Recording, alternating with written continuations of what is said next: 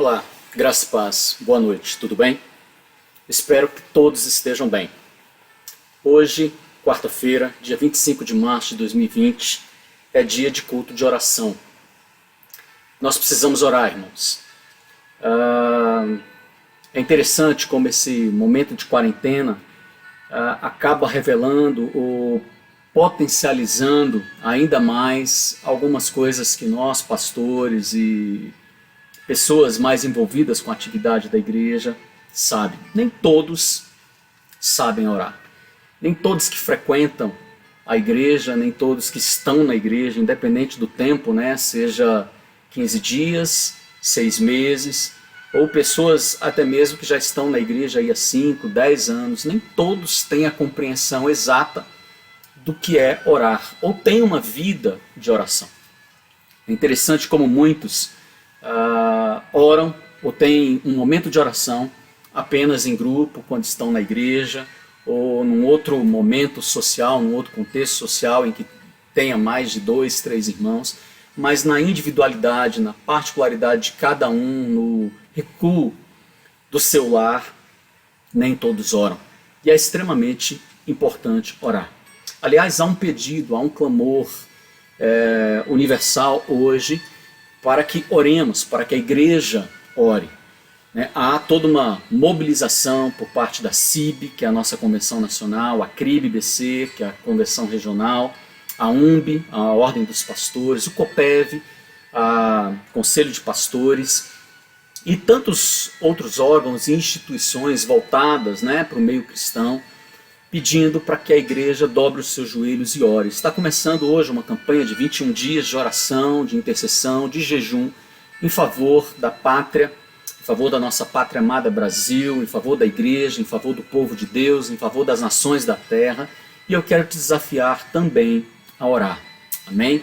E eu quero te fazer um convite a abrir a sua Bíblia na epístola de Paulo aos Colossenses. E eu quero refletir um pouquinho com você nessa noite, já que é um culto de oração, acerca da oração. Amém? Enquanto você abre a sua Bíblia aí, Epístola do apóstolo Paulo aos Colossenses, no capítulo de número 4, eu quero destacar aqui algumas coisas. Primeiro delas, a Epístola aos Colossenses tem como um propósito afirmar e explicar a supremacia, a suficiência de Cristo a qualquer outra tentativa de se obter a salvação, a segurança, aquela paz, a paz que excede a todo entendimento. É importante destacar que o apóstolo Paulo, ele começa e ele termina essa epístola exortando os seus leitores a intensificar a prática e o exercício da oração. No capítulo de número 1, ele fala das constantes orações que ele fazia pelos irmãos em Colossos. E ele termina da seguinte forma, o capítulo 4, eu gostaria que você acompanhasse a leitura comigo, a partir do verso de número 2. Ele diz assim: dediquem-se à oração, estejam alerta e sejam agradecidos. Ao mesmo tempo, orem também por nós, para que Deus abra uma porta para a nossa mensagem, a fim de que possamos proclamar o mistério de Cristo, pelo qual estou preso. Orem para que eu possa manifestá-lo abertamente, como me cumpre fazê-lo. Sejam sábios no procedimento para com os de fora. Aproveitem ao máximo todas as oportunidades. O seu falar seja agradável e temperado com sal, para que saibam como responder a cada um. Amém? 3 verbos se destacam no versículo de número 2, e eu queria meditar, refletir um pouquinho em cima de cada um deles aqui com você. Os verbos são dedicar-se, vigiar, agradecer. Ele começa com o dedicar ou o perseverar, perseverai na oração. A vida de oração de um servo de Deus, ela não pode ser negligenciada. Por isso eu quero destacar nessa noite a importância de, mesmo que não possamos estar todos juntos no templo orando, mas a importância de que cada um na sua casa tenha o seu momento de oração, não apenas individual, como diz a palavra, de você entrar em secreto no seu quarto e o seu pai, que em secreto te vê, te ouvir, sabe? Não, mas de você ter o seu culto familiar. Eu quero desafiar você, aliás, durante esses dias de quarentena, está constantemente fazendo culto familiar, juntamente com a sua família, ensinando os seus filhos a orar. ensinando os pequeninos, desafiando os adolescentes, os jovens, a terem uma experiência com Deus. A vida de oração de um servo de Deus, ela não pode ser negligenciada. Aliás, a perseverança na oração, biblicamente falando, é o grande teste de genuinidade da vida cristã. Persistir, perseverar, é a mesma coisa que firmeza, constância, até atingir o objetivo. A perseverança a que o texto se refere, a que o apóstolo Paulo se refere, ele não está ligado às emoções, mas à fé. Quem crê, persevera. Na perspectiva bíblica, quem persevera é porque crê. E aí eu quero, nessa nossa reflexão, pensar um pouquinho naquilo que é o básico, para o beabá inicial para uma vida de oração, ou para um ensino acerca da oração. O que é a oração? A gente sabe, todo mundo fala, qualquer pessoa sabe responder, que oração ou orar é falar com Deus. E no falar com Deus nós devemos e precisamos apresentar a Ele os nossos medos, as nossas inseguranças, as nossas dúvidas, as incertezas, as nossas vontades, as nossas necessidades. Porém eu quero destacar aqui que ao nos relacionar com Ele através da oração, nós não devemos pautar essa relação com base nos resultados, mas na verdade de quem Deus é. E no tempo certo, se nós não desanimarmos, se nós permanecermos, como nos desafia o apóstolo Paulo, nós iremos colher os frutos dessa relação. Então vamos lá. Para melhorar um pouco mais essa nossa reflexão. Se você tem uma necessidade, você deve apresentá-la a Deus. No entanto, ter uma vida de oração é muito mais do que falar das nossas necessidades com Deus.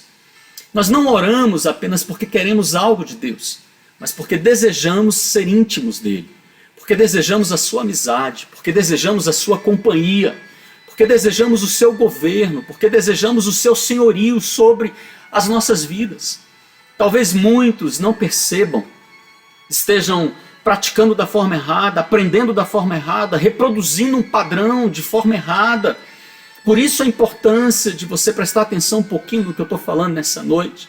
Talvez você não perceba, ou alguém do teu lado não perceba, mas quando alguém se relaciona com Deus, com o foco apenas naquilo que perece, este reduz, talvez não de forma intencional, mas ele reduz o real sentido de conhecer Deus a algo muito pequeno.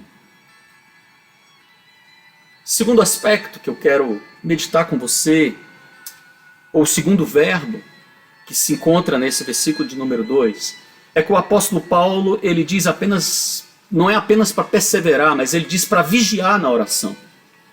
E esse ponto está ligado ao primeiro. O que isso significa? Jesus, em Mateus, no Evangelho de Mateus, no capítulo 26, no versículo 41, nos diz para vigiar e orar. São ações distintas, separadas, que devem ser exercidas em conjunto para não cairmos em tentação. Só que aqui o apóstolo Paulo, ele está nos advertindo, ele está nos desafiando, não a vigiar e a orar, mas a vigiar na oração. O que ele quer dizer com isso? Em outras palavras, o que ele está dizendo é: esteja alerta, esteja mentalmente desperto, principalmente contra os desejos restritos e egoístas. Esteja alerta quanto à orientação de Deus nas Escrituras para as nossas súplicas. Se você conhece o contexto em que a Epístola aos Colossenses foi escrita, você tem consciência das lutas e tribulações que o apóstolo Paulo e toda a igreja estava enfrentando quando essa carta foi escrita. Apesar dos problemas pessoais que Paulo enfrentava, no seu pedido de oração, o foco, a atenção dele está toda voltada para portas abertas, para que a mensagem do Evangelho alcance mais vidas. Ao invés de pedir orações a favor de suas algemas, Paulo pensava numa coisa muito mais urgente: a pregação da palavra de Cristo. Não pense que Paulo era alienado, masoquista, ou alguém sem noção, ou um ultra-radical religioso. Não é isso. Obviamente que ele se preocupava com a sua liberdade, com a sua saúde, com as suas necessidades pessoais. No entanto, ele sabia que o propósito e o compromisso do Pai era cumprir os seus desígnios e seus propósitos. Ele sabia que os planos de Deus eram muito mais elevados e, portanto, muito mais importantes do que os dele. Sabia que apesar das lutas que ele e todos os demais cristãos estavam enfrentando, em nada diminuíam o poder e a autoridade do Senhor. Sabia que o papel deles era o de glorificar ao Senhor em toda e qualquer situação. Ele entendia que apesar da situação contrária, o favor e a vontade de Deus, que é boa, perfeita e agradável, não iria, mas já estava se cumprindo na vida deles. Sabe, quando eu vejo essa recomendação do apóstolo Paulo, eu consigo entender um pouquinho melhor a ação de Deus na vida de tantos homens na Bíblia, como por exemplo José, que a gente gosta tanto da história, sabe, já se fez filme, já se fez novela e se fala tanto sobre ele, mas muitos não têm a real compreensão da vontade de Deus se cumprindo na vida de José. Todo mundo pensa que a boa, perfeita e agradável vontade de Deus se cumpre na vida de José quando José é estabelecido como um grande governador no Egito, quando ele está alimentando as nações da terra, quando ele está recebendo de volta aqueles que o maltrataram, que o venderam, e perdoa essas pessoas e recebe o seu pai. Só que nós nos esquecemos que a boa, a perfeita e a agradável vontade de Deus estava se cumprindo na vida de José, quando ele estava sendo rejeitado pelos seus próprios irmãos, quando ele estava sendo lançado num poço, quando ele foi vendido como escravo, quando já lá no Egito ele, por obediência ao Senhor, não se deitou com a mulher do seu patrão, e a mulher do seu patrão se volta contra ele e o acusa, e por causa disso ele vai parar no calabouço, no cárcere. A boa, a perfeita e a agradável vontade de Deus estava se cumprindo na vida dele, quando ao ajudar alguém no cárcere, esse alguém se esqueceu dele. Nós nos esquecemos que os propósitos e os planos de Deus, eles são muito maiores e muito mais elevados do que os nossos. Como o apóstolo Paulo, como José, eu olho, por exemplo, para a vida dos amigos de Daniel, Ananias, Misael, Azarias, ou de repente você conhece eles como Sadraque, Mesaque, Abidnego, que não se curvaram diante do ídolo de Nabucodonosor. E tantos outros homens de Deus e mulheres de Deus, que apesar de terem sido fiéis ao Senhor, experimentaram a prova, experimentaram a cova, experimentaram a fornalha. Tantos outros que, mesmo em meio à luta, não foram livres da luta. Muito pelo contrário, quando você vai, por exemplo, para a Galeria dos Heróis da Fé, lá no livro de Hebreus, capítulo 11, querido, você começa a descobrir que inúmeros servos e servas do Senhor que honraram o Senhor até na hora da morte, eles não viram com seus olhos o cumprimento daquilo que eles esperavam, mas eles tinham uma convicção, eles tinham uma fé, eles tinham uma certeza que os planos e os projetos de Deus eram infinitamente melhores e maiores. E por isso eles se tornaram dignos de estarem na galeria dos heróis da fé. Como esses homens, como o apóstolo Paulo, nós devemos orar para que Deus nos dê coragem para cumprir a vontade dele. Tem um terceiro verbo que também está ligado ao segundo e ao primeiro, porque o apóstolo Paulo desafia a ser perseverante, nos desafia a vigiar na oração, e ele nos desafia a ser gratos. Falando em gratidão, Lucas, Evangelho de Lucas, capítulo 17, do versículo 11 em diante, nós nos deparamos com uma passagem que nos faz refletir muito a respeito da gratidão. O texto lá vai nos dizer que Jesus, ele cura 10 leprosos, mas somente um deles retorna para glorificar e para ser grato a Cristo. Não é o foco aqui nessa noite desse texto, nós podemos utilizar esse texto numa outra oportunidade, mas eu me lembrei do mesmo, devido à situação que nós estamos passando, de tamanho desespero de tantas pessoas. Quanta murmuração, quanta ingratidão, e eu quero te lembrar que todas as pessoas, todo ser humano tem motivo nesse exato momento para agradecer ao Senhor Deus. A começar pela graça comum.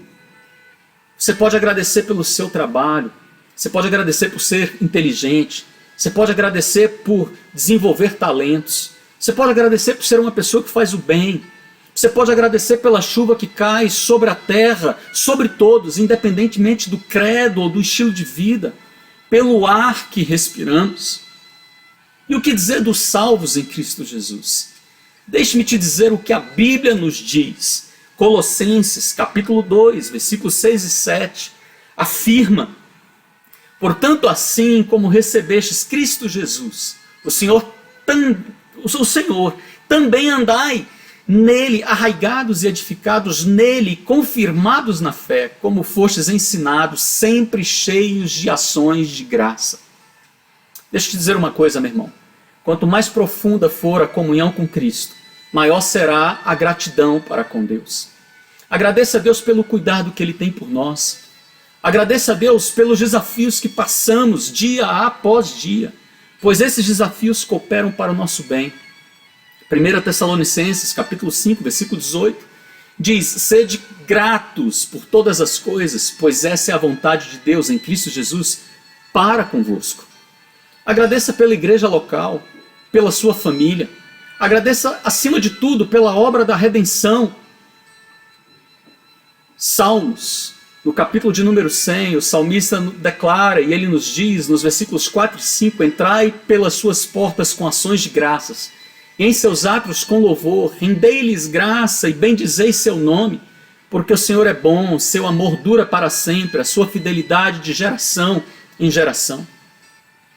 Reconheça que o Senhor não tem nenhuma obrigação para conosco, que Ele pode responder conforme a nossa expectativa ou não.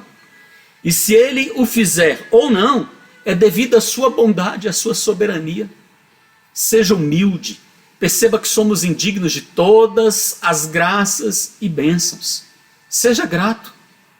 Por fim, meu irmão, Paulo nos adverte acerca do bom testemunho para os que não professam a fé em Cristo Jesus, para os de fora. No versículo de número 5, ele diz: sejam sábios no procedimento para com os de fora. Aproveitem ao máximo todas as oportunidades. Em todo tempo estamos sendo observados. Por isso nossas atitudes devem refletir a nossa vida em Cristo. Em 2 Coríntios, no capítulo 3, versículos 2 e 3, o apóstolo Paulo diz que nós somos cartas conhecidas e lidas por todos os homens. Por isso você deve dar um bom testemunho das maravilhas de Deus em sua vida.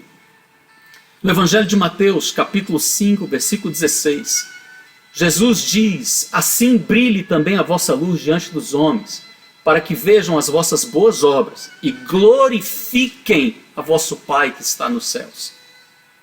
No versículo de número 6 do texto que nós lemos aqui, o apóstolo Paulo diz: o seu falar seja sempre agradável e temperado com sal, para que saibam como responder a cada um. Esse é um tempo, querido, para você trazer palavra de vida e vida em abundância. Esse é um tempo para você animar os desanimados. Esse é um tempo para você lançar a boa semente. No livro do profeta Isaías, no capítulo 50, versículo de número 4, declara: o Senhor Deus me deu uma língua erudita, para que eu saiba dizer a seu tempo uma boa palavra ao que está cansado. Ele desperta-me todas as manhãs, desperta-me o ouvido, para que ouça como aqueles que aprendem. Busque o Pai em oração, lance semente. Estamos vivendo dias de medo, de confusão da parte de muitos. Há uma preocupação enorme com a situação que está sendo construída e que, com a mais absoluta certeza, quando essa fase da quarentena passar, que a gente não sabe quanto tempo isso vai durar, ela vai explodir aí. Problemas sociais, problemas financeiros e de várias outras esferas e áreas. E há uma preocupação. As pessoas agora não é apenas mais o coronavírus, mas vídeo, WhatsApp, mensagem para lá e para cá o tempo todo, amedrontando o povo, e colocando medo e falando do caos social e falando de que o país pode quebrar. E, querido, eu quero que você entenda uma coisa. Esse é um tempo para nós orarmos. Esse é um tempo para nós colocarmos a nossa casa em ordem. Esse é um tempo para nós nos arrependermos de tudo aquilo que temos feito, pensado, praticado, que não condiz com a palavra do Senhor. Esse é um tempo para nos aproximarmos do Pai, não por medo, não para conseguir dele algum tipo de favor, mas porque de fato e de verdade desejamos conhecê-lo, ter uma relação com ele, uma intimidade com ele. Eu quero te desafiar, meu irmão, no nome de Jesus, a, nesse tempo de oração, ser um vaso de bênção nas mãos do Senhor, ser um canal de bênção nas mãos do Senhor, ser alguém que vai animar não apenas os de dentro da tua casa, vai começar aí na tua casa durante esse período de quarentena, mas ser boca, ser voz, ser trombeta de Deus para anunciar os grandes feitos, para anunciar as boas novas do Evangelho, para anunciar ao mundo que ainda tem salvação, para anunciar que o Senhor Deus continua sendo bom ainda hoje, apesar de todo o caos que está à nossa volta.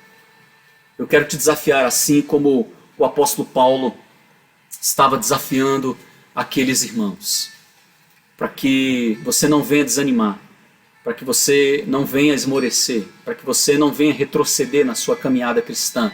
Muito pelo contrário, persevere na oração, vigie nela com gratidão, orando também por nós. Ore pela igreja de Cristo Jesus. Ore pelos pastores que estão à frente dos rebanhos, por graça e por misericórdia de Deus. Ore para que o Senhor nos dê estratégia, para que o Senhor nos dê palavra. Ore para que o Senhor renove o seu povo. Ore para que o Senhor dê sabedoria àqueles que estão na linha de frente, exercendo algum tipo de liderança, em algum ministério, em alguma área da igreja. Ore para que o Senhor derrame sobre a face da terra um grande avivamento, porque é o que nós precisamos. Andai com sabedoria para os que estão de fora, remindo o tempo. E que a vossa palavra seja sempre agradável, temperada com sal, para que saibais como convém responder a cada um. Amém? Pai, no nome de Jesus, eu quero orar juntamente com os meus irmãos, ó Deus, nesse momento, para que o Senhor venha fortalecer a sua igreja, para que o Senhor venha fortalecer o teu povo sobre a face da terra, Pai.